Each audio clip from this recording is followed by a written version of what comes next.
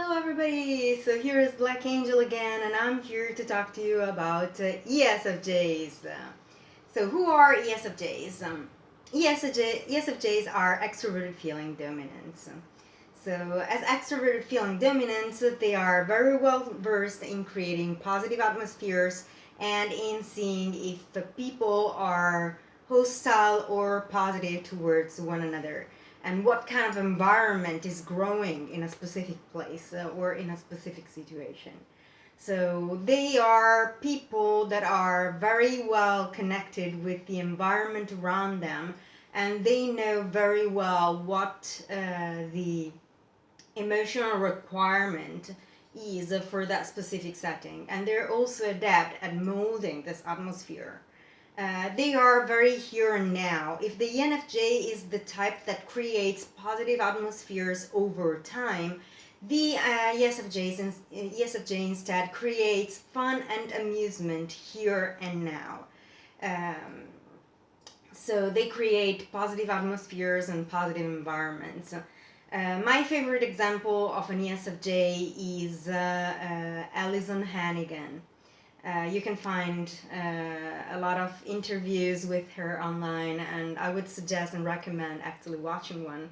There is one in particular that I love bringing up, in which she's talking, and she mentions that one day she was testing a pogo stick, and she was basically she called in and she captured the attention of the whole neighborhood, and she made everybody have fun with this thing of the pogo stick because she was having so much fun, and she involved everybody. So that's what an ESFJ is. They are tornadoes of amusement, enjoyment, fun, and sharing whatever it is that they are currently enjoying. In my opinion, the type we're talking about, ESFJ, is the type of the good mother or the good father. So they are the prototype and the archetype of the good mother and the good father, the good, loving, caring mother. The kind of person that is full of love and really happy to share this love with pretty much anyone they stumble into. Um, so they try to pull in everybody, or they succeed actually in pulling in everybody around them in this never-ending game atmosphere. Another kind of ESFJ that you can think of is in a movie, and it's a very famous movie actually, and it's Mary Poppins. The fun part is that the actress, which is Julie Andrews, is actually an ESFJ herself. So that's pretty interesting. Anyway, yeah, Mary Poppins would be another ESFJ kind of person. So she makes everything fun. If you think of the song she sings with the children, she makes putting away game toys and cleaning the room actual real fun. Because they can find the positive in everything, and they can really drag you into this positivity atmosphere without you even realizing you're being dragged into that. So they are really tornadoes of happiness, amusement, and enjoyment of life in every form possible. There is no such thing as something that is not fun for an ESFJ. They're able to turn everything into fun. That's what extroverted feeling, the dominant position in this type, represents. The second function, which is introverted sensing, makes them really focus on pleasure, amusement, relaxation in a very extroverted feeling kind of sense, like I said. So they are the kind of person that can see when you need to distract a little bit, and they can invite you right in that moment and involve you and drag you out and pull you and take you somewhere. We're gonna have an exponential amount of fun because that's exactly the thing that you needed, and it's exactly the kind of amusement that you personally enjoy. That's something that they're able to do. They do not do that all the time. It's not the kind of person that constantly creates these situations in which these fairy tale situations. We will see the type that actually does that. but they are tornadoes of happiness and enjoyment anyway. Like I said, they're also good mothers and good fathers, and what I mean with that is that as much as the INTP needs help being reminded how to do things, or things that they have to do, like washing themselves or eating or taking care of their physical health. The ESFJ is the kind of type that is actually able to remind people of their personal needs, of the need to wash, the need to clip their nails, or whatever the case may be. They pull the attention back onto whatever it is that the personal needs of the person, the physical needs of the person are. Like I said, not all the time. They're not the kind of person that drags you in the tub and starts washing you. No, that's not what they are. They are, though, the kind of person that would clean the house top to bottom without flinching and without asking anyone for help. They are very energetic individuals, so they might have a job outside, and then they come home, they clean the house, and when they're done cleaning the house, they take you out and drag you to a paintball field and then play with you paintball war, and then go back home, and then they realize that there's the washing machine to wash, and they start washing clothes, and they have a never ending source of energy in this sense, and they very rarely need help or ask for help for what concerns house matters, or cleaning the house, or cooking lunch or dinner. They're extremely energetic individuals. They're also very sweet and caring, actually. Like I said, they are pretty much the Mary Poppins type, and if you watch videos with Alyson Hannigan, you will realize that it's a very, very positivity oriented kind of person. So yeah, these are the strong functions of an ESFJ and what an ESFJ is when you stumble into the ESFJ. Their weak function, their inferior function, is introverted thinking, and here come problems. So what does it mean to have introverted thinking inferior? To have introverted thinking inferior means that the person has some sort of difficulties understanding things. So it's not like they're slow or anything. No, they're actually pretty intelligent individuals.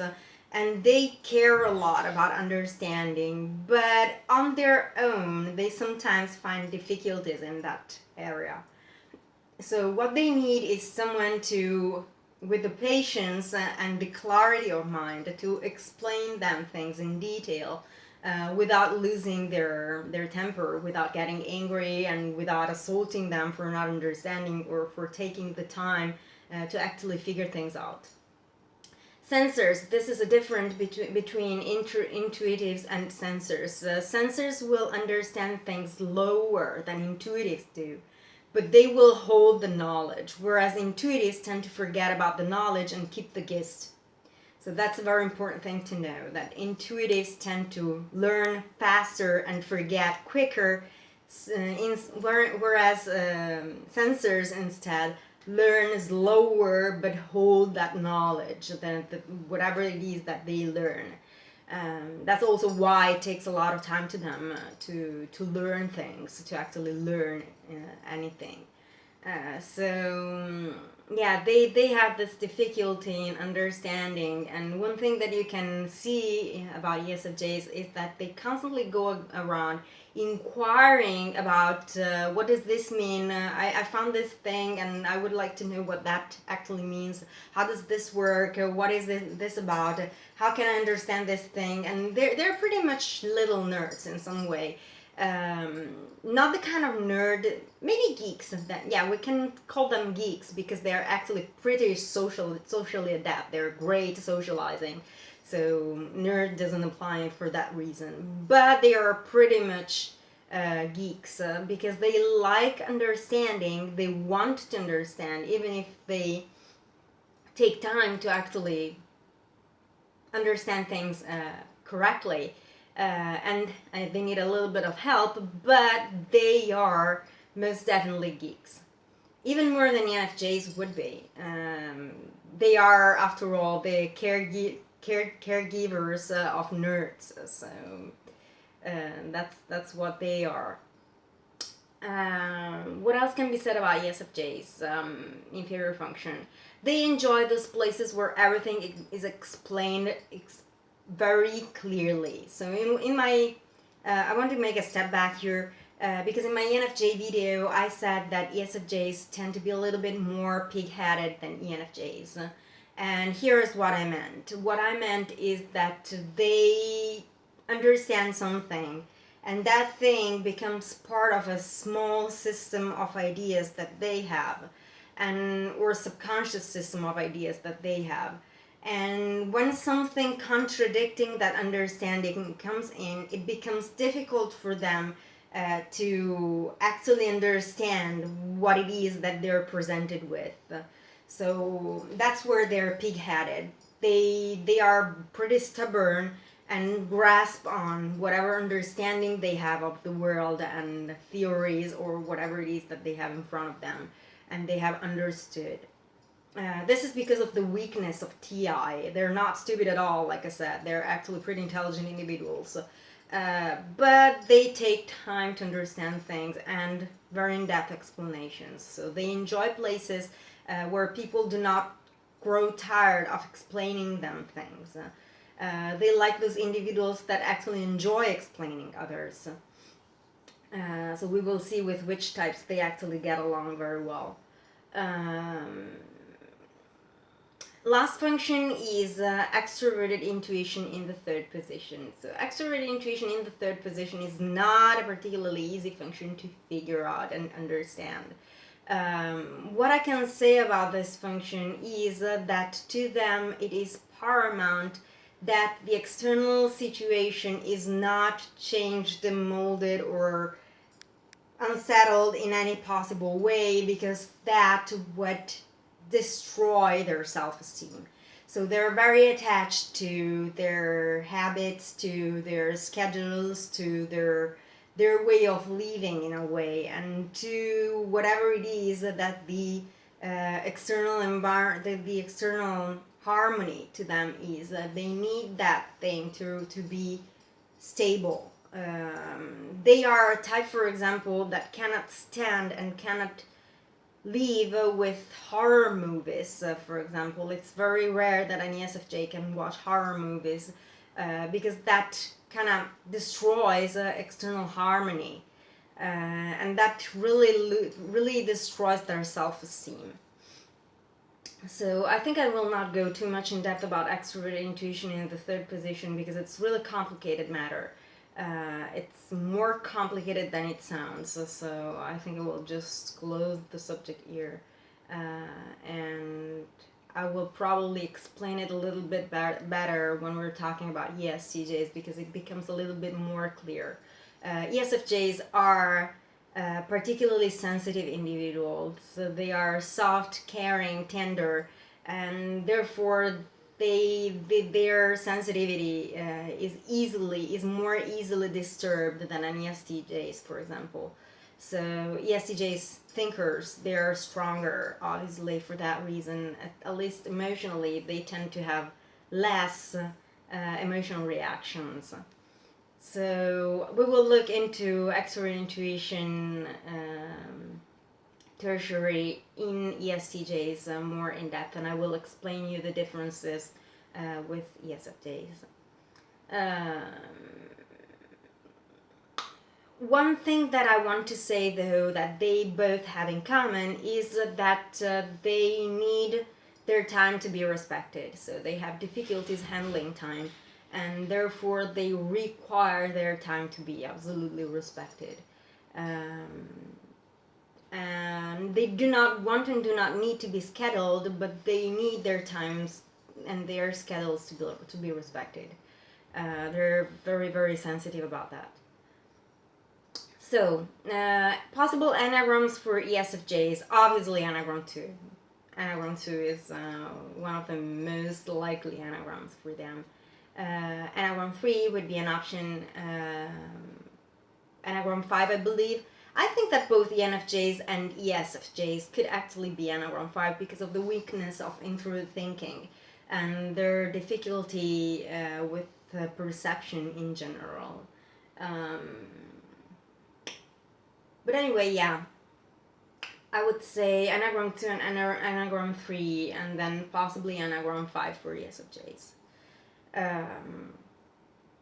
What else? With whom do they get along? ISTPs and ESTPs, but they're not in the pole position. The pole position is given to INTPs, and second place come ENTPs. So INTPs, the list would be INTPs, ENTPs, ISTPs, ESTPs. They obviously don't get along with INTJs. If you have, we will talk about INTJs very, very soon. INTJs have difficulties with this tornado of power, strength, energy that involves you in whatever activity. They want to be left on their side and left to their own endeavors, live their life calmly in their corner, and they do not want to be involved. So that hurts both types, because the INTJ becomes hostile towards the ESFJs that is trying to involve them, and the ESFJs becomes sad because the INTJ is not joining the fun, and therefore the ESFJ automatically feels like they're failing in their whole being. So it's a complete failure for both. When these two types get in touch with one another, it's basically a disaster. It happens with many other types, but for the ESFJ, I think it is particularly painful. It's particularly painful because they live it in the here and now, and when you live in the here and now, things are exponentialized. So it's not nice for them to actually live it. I think the INTJ actually lives a little bit better with the situation, because they're very rational individuals. They're not so prone to being dragged by their personal emotions. So it is likely that they actually live the situation slightly better than ESFJs do.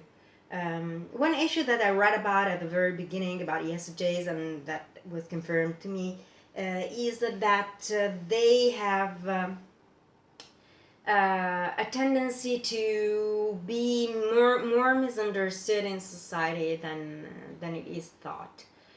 They are not the kind of person that let's do all the same things, let's say the same things, that's not what they are about.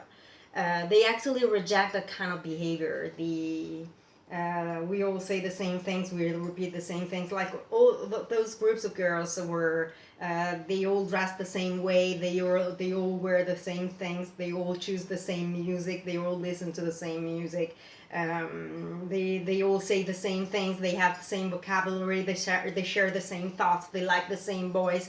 That kind of environment there is what an ESFJ is allergic to. They actually avoid that kind of thing. So they're not that well understood in society because, like I said, they're pretty much geeks, and they tend to be more isolated than one may think. Still, when they are out there, they create such a fun atmosphere that anybody wants to be in their company. They are the soul of a party. If ESFPs are walking parties in some way, the ESFJ creates the party for everybody else.